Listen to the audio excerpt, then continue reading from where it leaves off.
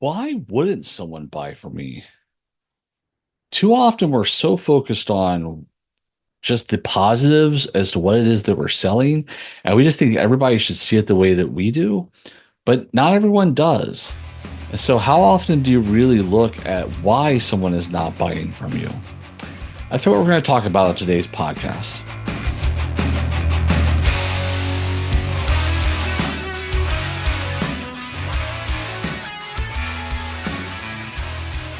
Hello, and welcome to the Productizer Parish podcast, where creativity meets strategy and ideas turn into revenue. I'm your host, Craig Davis, founder of Azola Creative, and each week we focus on discovering new and creative product marketing strategies.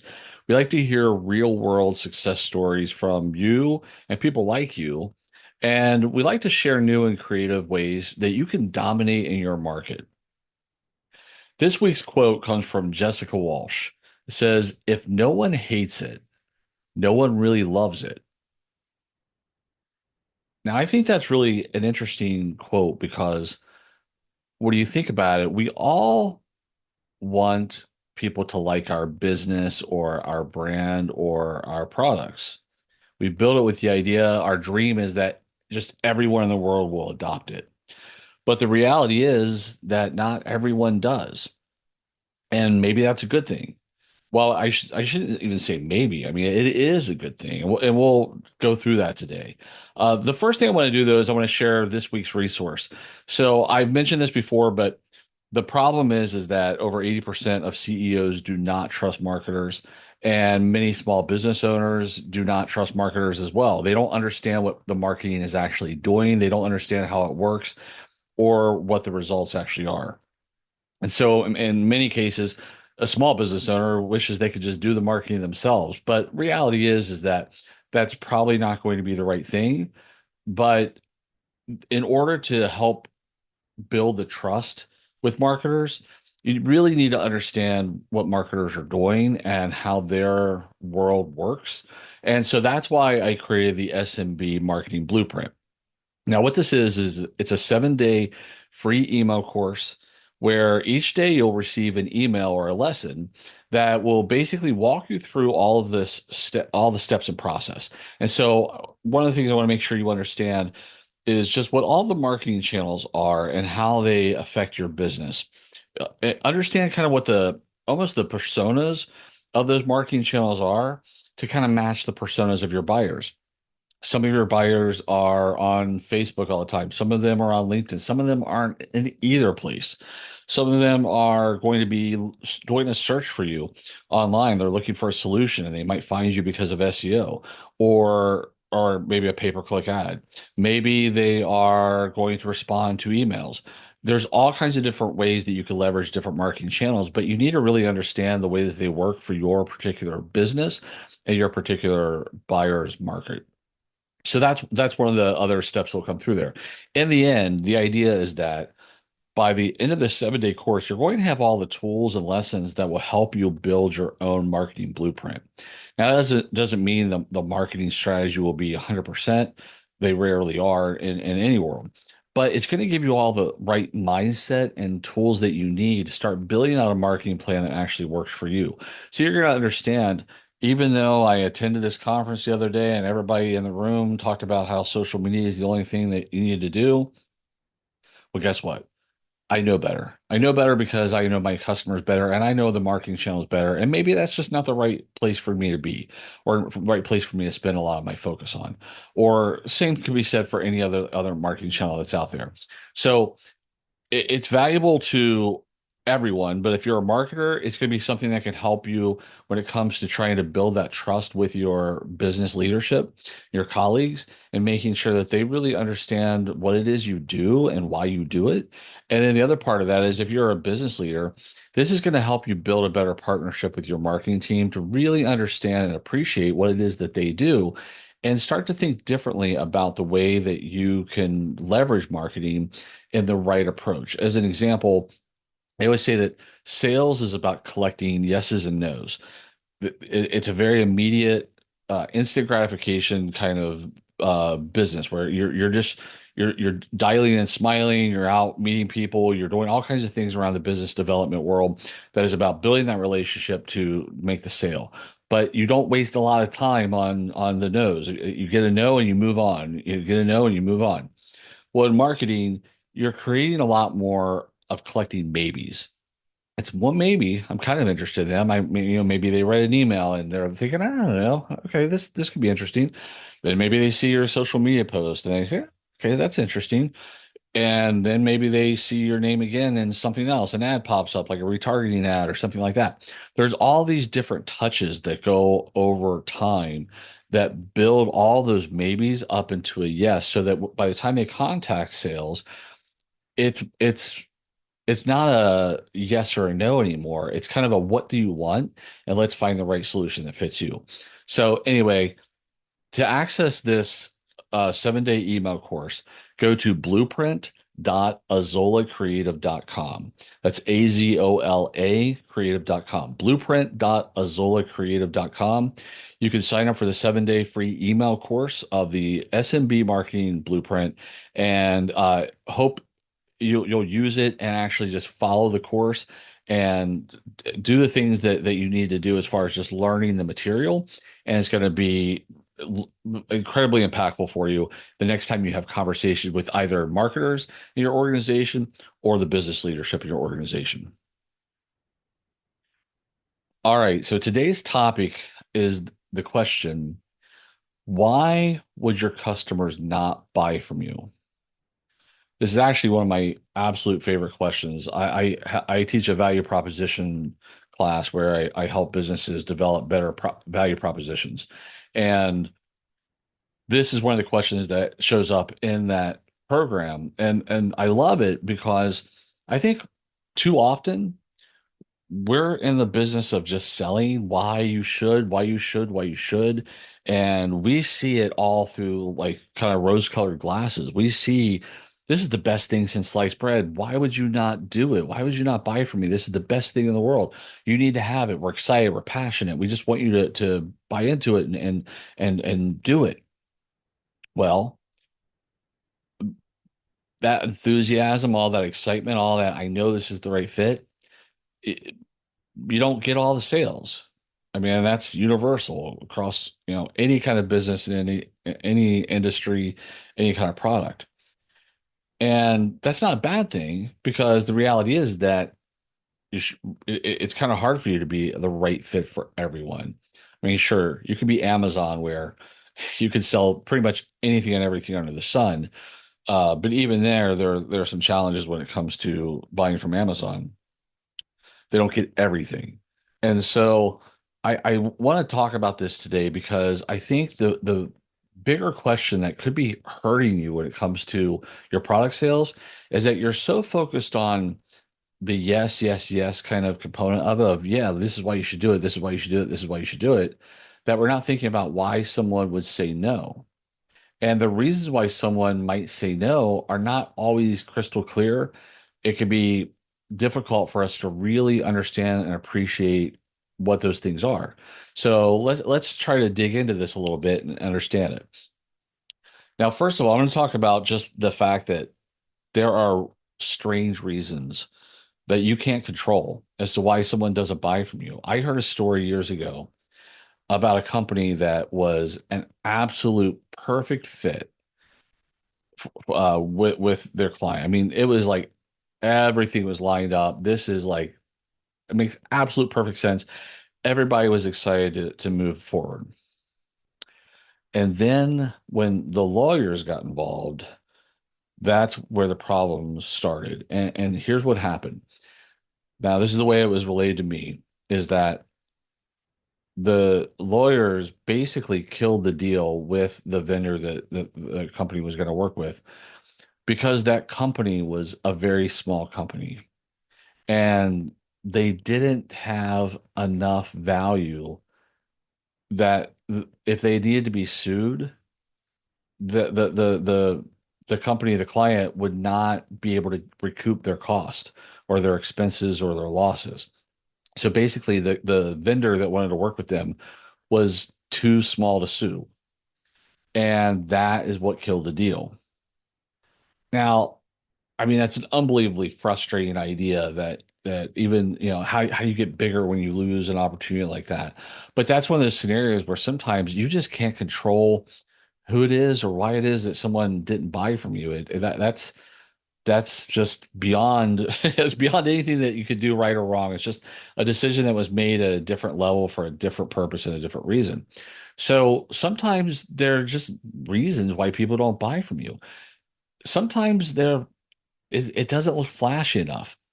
There are some people out there who are extremely, I'd say, dazzled by the bright lights and pretty colors and just everything looking really golden.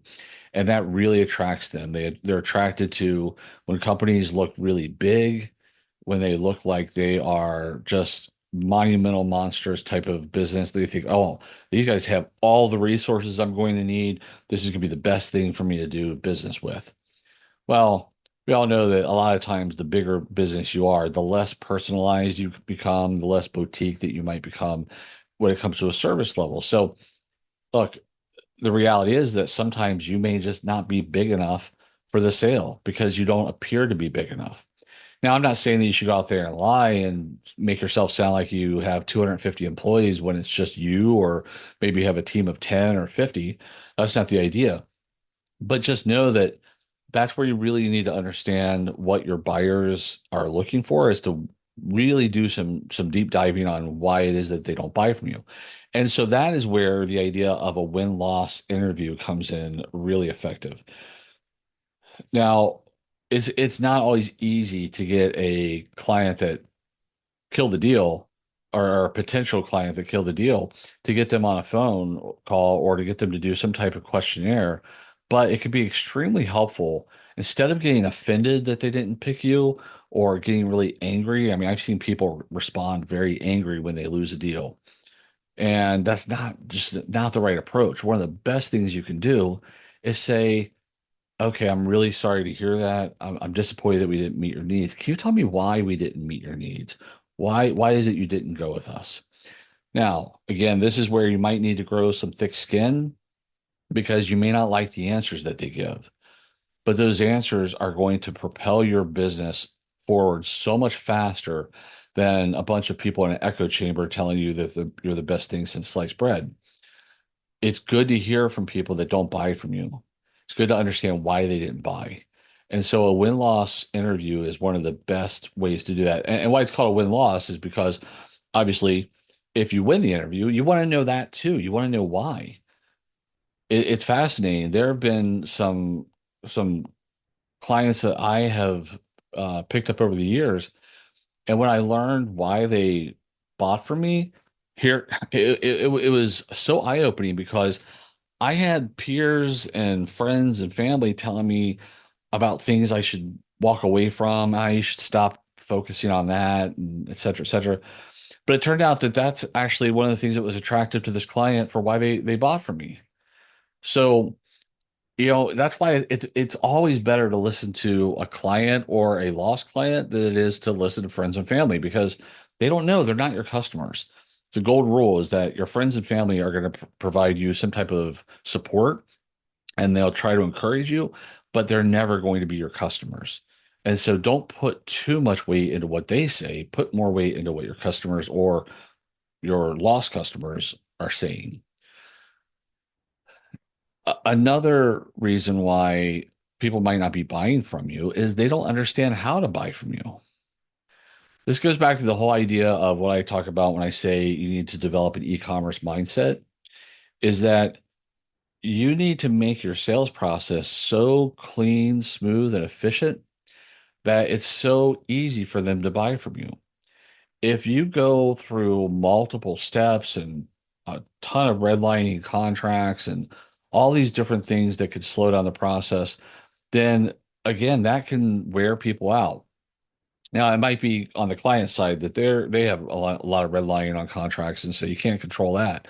But just for your own sake, the more you can productize what it is you're doing, the faster you can make that sales process go. And so going back to the e-commerce mindset, I've said this before, but and you'll hear me probably a billion times if you listen, is that you want to be able to remove yourself from the business as much as possible during that sales process.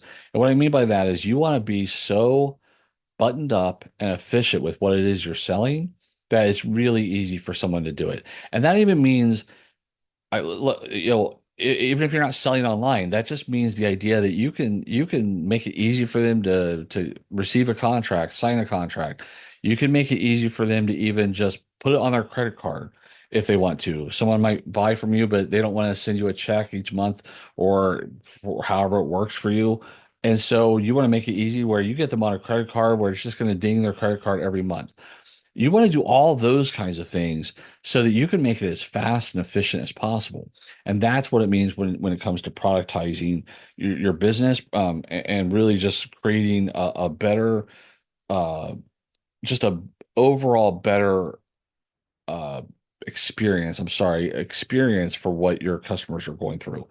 There's companies out there that look, they have heavy negotiations where they do a lot of phone calls, they do a lot of demos, all kinds of different things. But at the end of the day, when you actually want to do business with them, you go to their website and you make the purchase there. You put your credit card in. And so that's an example where they just make it really easy that way. So think about your process. Think about, do your customers understand, even during the sales process, do your customers understand what the next step is? There's a saying that every step leads to the next step. And so you need to walk your potential customers through all of those steps. You need to be a guide for them to be sure that they're getting to the next step. And so don't leave it up to chance. You should never leave a phone call. You should never leave anything off from a meeting in person, whatever it is, without knowing what the next step is and having that locked down. None of this, okay, well, I'll give you a call next week and we'll check in. No, that is not how you do it. You need to say, okay, are you available next Tuesday at 11 a.m. for a call or whatever date time that you want to choose? Those are the kind of things that, again, make it to where you are making it easier on your client or potential client to do business with you. When you're not doing those things, that's a reason why they might not buy from you because it was hard.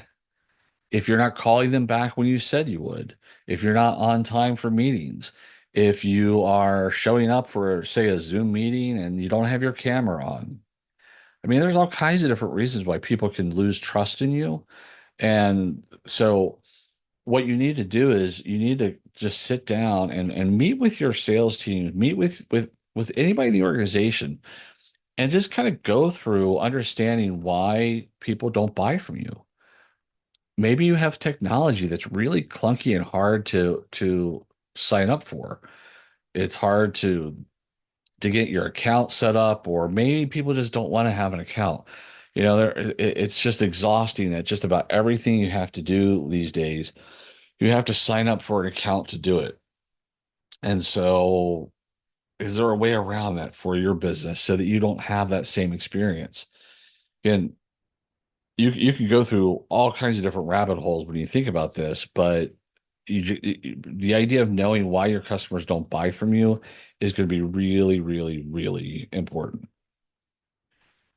All right, I'm going to change gears just for a moment, belabor that point, and I want to talk a little bit about the IP Stratify framework, just because I'm not trying to do this as a commercial by any means, but it's just that I want you to be aware of it because it's a resource and a tool that you could be using. And it really nails down what we just talked about around the idea of productizing what you're doing and making everything very efficient. The IP Stratify framework is basically, it's a framework I developed that I've used for years working with clients and helping them develop and launch and market their products. And so it has four quadrants to it with several questions and steps that go into the whole process. And so I don't expect you to pick up on everything, day one when it comes to this, but I want you to start becoming familiar with it because it is something that I'll reference on the podcast and it's something that could be of value to you in the future. Now, I have a community called Azola Community or Azola Academy. It really can be referred to in two different ways. The community part is where it's just really for marketers and business owners and business leaders to just sort of all meet in one place where we can discuss marketing without it being about pitching and all that sort of stuff that you see in social media platforms. It's really more about helping one another and helping to answer questions, as well as just share some success stories, share what it is you do.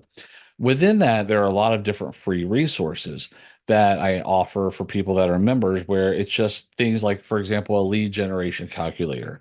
The lead generation calculator is a way for you just to look at different platforms and say, okay, if I need to generate leads, what kind of traffic do I need to have, or what kind of engagement do I need to have? From social media to podcasting to websites, whatever. And so these are some of the tools that are in the community as well. I talk about I have the academy part, I should say, which is where it's more of a training program. So there are things like the value proposition training course, and there is one around the IP Stratify framework.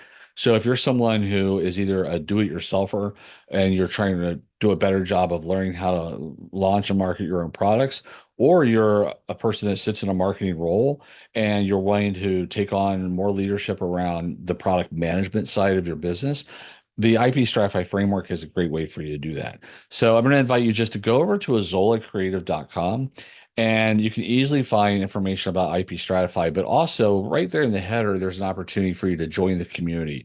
It's free to join. So just click on that link and you can go to the community and sign up and just start getting involved in the conversations.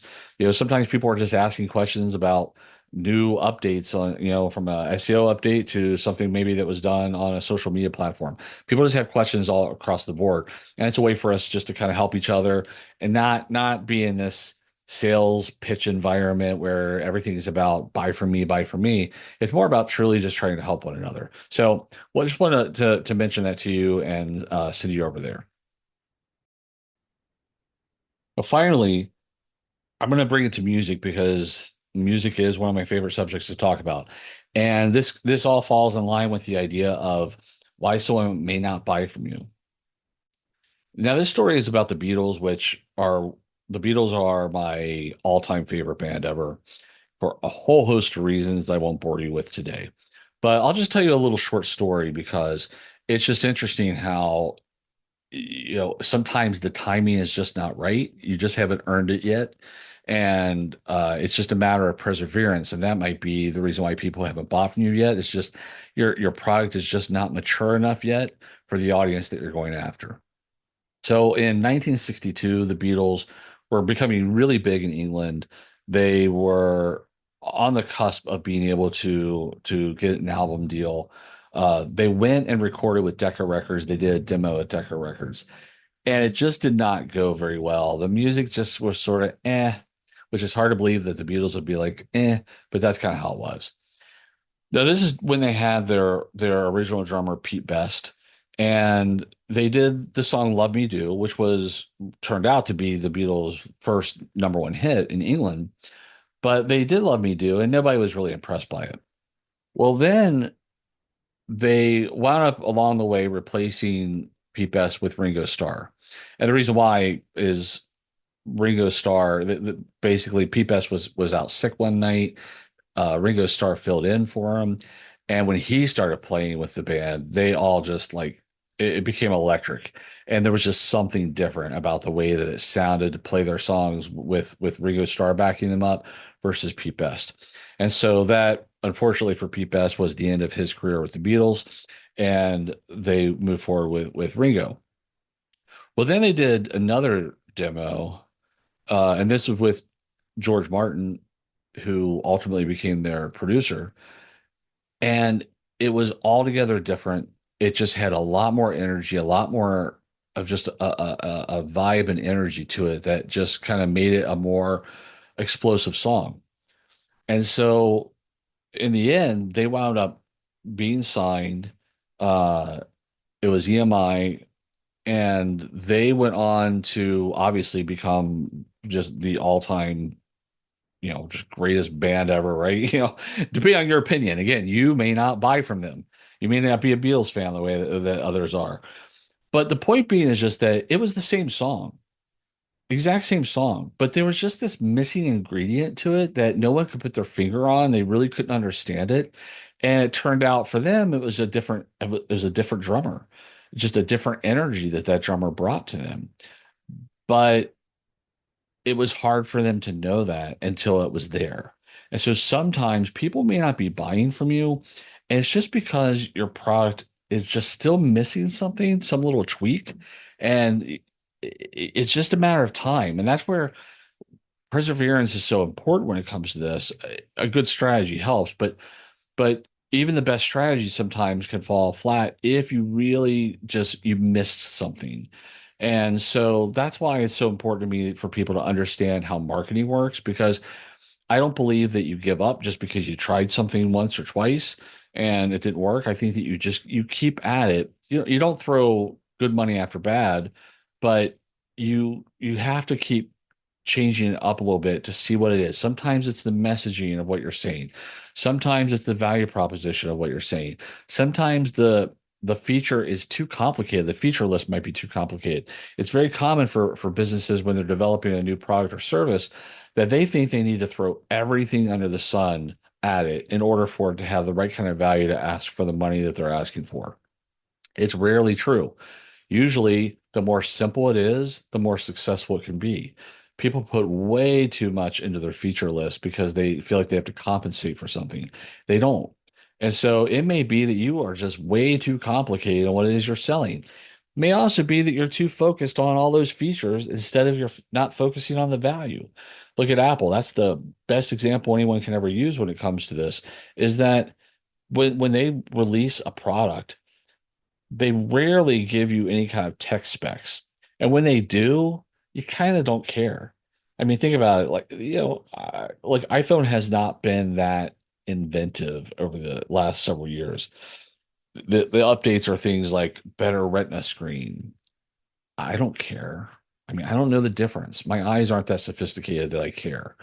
More pixels and this and that. I don't really care. It's like there's a lot of things that they go on those little tiny tech specs that the average person just doesn't care. Now, when you go back to the iPod, it was a really easy, clear value proposition. MP3 players back in the day, you were lucky if you could fit maybe an album's worth of music on one because the memory was so small. Well, when the iPod came out, they didn't give you a bunch of tech specs about what the memory size was, et cetera, et cetera.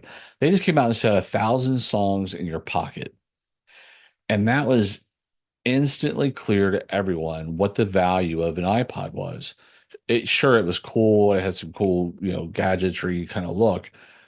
But what was more important was I was just hoping I could fit two or three albums on an MP3 player.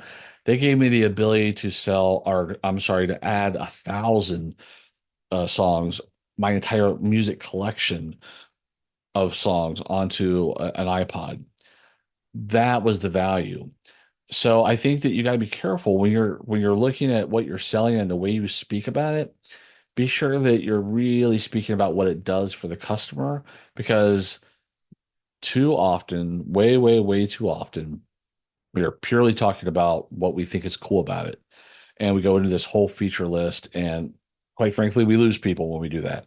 So this week, your homework is to focus on that. I need you to start looking at why people are not buying from you, why customers would not buy from you, and be honest about it and know whether you care to change for that. That's, I guess, the final point I'll make on this is you don't have to meet everyone there. You don't need to change for everyone. You may be perfectly happy with what you're doing, and that's okay. But just know why they're not and make sure that you are comfortable with that. And then you're going to be good to go. All right, one last thing before we go is that I need you to do me a favor.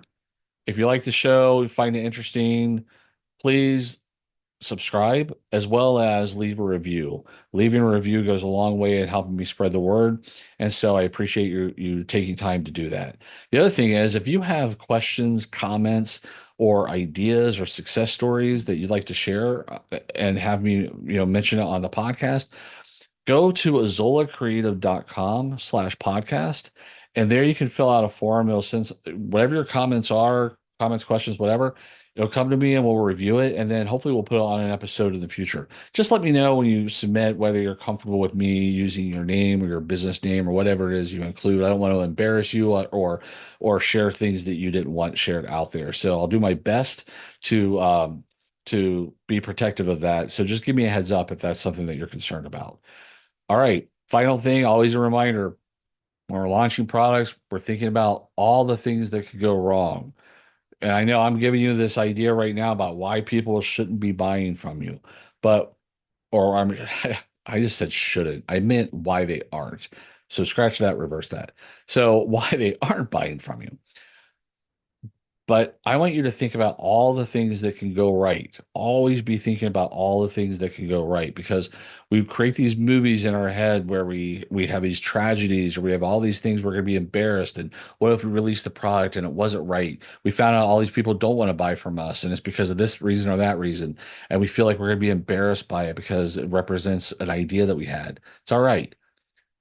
You move on, you adjust, or you don't adjust. You say, I'm going to stick to my guns on this, and I'm just going to do what I set out to do.